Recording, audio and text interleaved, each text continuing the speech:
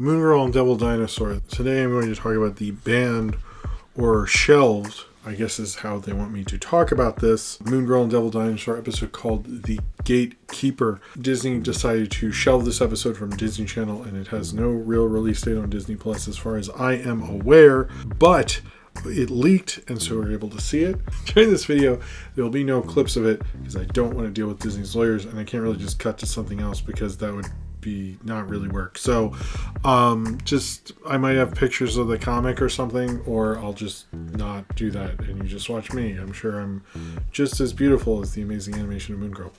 But basically what the episode is about is Lunella is part of the volleyball team. She is the hydration specialist, or the water girl, and she's very excited about that. But the volleyball team has its kind of captain. It has two. It has one player who is non-binary, but the captain is trans, and they find this out because she says, I believe it is she used to play on the boys soccer team before she transitioned, and the mom of the coach, who's the mom of one of the girls on the other volleyball team who they're playing, gets upset and then uses this magical key to sort of lock them in the locker room and lock them in this like weird kind of gatekeeping gatekeeping dimension that they have to fight their way out of, so that if they don't leave the locker room they will have to forfeit because she objects to a trans player being on the other team. There are two voice actors and one who's not getting the credit they deserve, but India Moore voices Brooklyn, who is the leader of Lunella's volleyball team. This isn't really a Lunella or Moon Girl focused episode, which is something the show does very well. It's more about like the group and the volleyball team and stuff like that. And then the mom, who's I guess would be the Karen or whatever, is voiced by Amy Sedaris, and she does a really good job. Like legitimately, I was like, you are like so good at this. It's like I liked India Moore's performance a lot. I like India Moore a lot. I wish I saw them in more stuff. But Amy Sedaris really kills it. I was very surprised. I was like, this is legitimately great. I think this is a great actually episode for kids. It talks a lot about how who's really holding about on these issues are not sort of the present generation. It is the older generation who has the issue, because it is actually not the girl on the other volleyball team who has any issues here. It is the mom who has the issue, and it's only really her, and how a limited amount of people are she's holding back this whole game based on her own prejudices, which I actually thought was a much more healthy attitude to talk about these sort of things.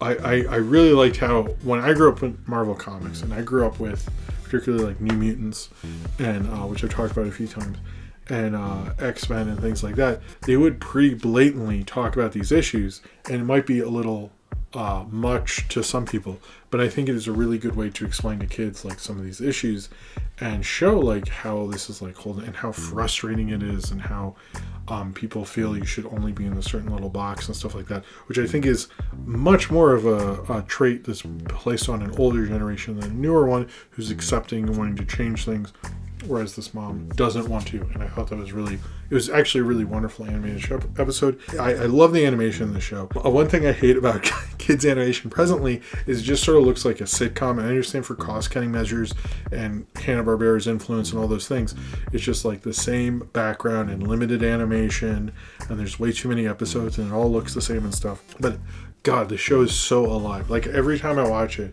it's like the animation is so alive. There's so many cool drawings. They put so much effort in. It's like a real beautiful show to watch. I truly, truly love this episode. I like that Lawrence Fishburne comes in with The Beyonder. I like the Devil Dinosaur. I like that there's a Charlie XCX song with Unlock It. This show gets me to listen to more songs. Like I like that it's like cool, like hip songs in it. It's just such a great episode. I really actually liked it a lot. I think there's no way to look at this and watching this and how positive it is about a trans kid in sports and the fact that they would ban it. There's no way that I see, having seen the episode and knowing the issues and knowing that everyone's just like gonna let fascism happen, that there's no way I can look at this. Is Unlock It does? I didn't know that. Okay. I didn't know that. That's interesting. Thank you for that, Cornbread.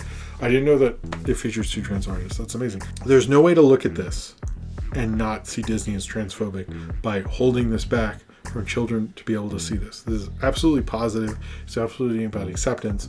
There's nothing at all objectionable in this episode. And I say this as a dad, and I say this as someone who likes animation. This is a really great episode, and the fact that they held this back shows me that they limit their own creativity and they've let their segregationist views take over in the part of, I guess, perceived business, but I still think they're basically just doing a conservative dog whistle by banning a really good cartoon. I'm glad it leaked. I hope you get to see it at some point. I think it is fucking bullshit that they did this, but I think it is an absolutely great episode. I really enjoyed watching it. I really do love this show, and I think it's a real crime that they took this way, especially a show that's so much about, you know, understanding new things and changing our expectations. How much Linnell understands what her grandmother did and what past generations did, and how people are held back by their own creativity and stuff.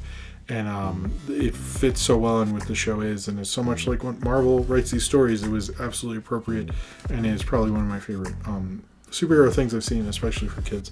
And I'm excited to show my kids this one, and we've already talked about watching it, although I haven't yet. But I think it is a damn shame that the public can't see this. I think there's a lot of good that could have been done with this, and instead all we get is kind of evil discriminatory fascism. So I guess that's what Disney stands for at this point, but if you don't believe in that, you should definitely watch this episode.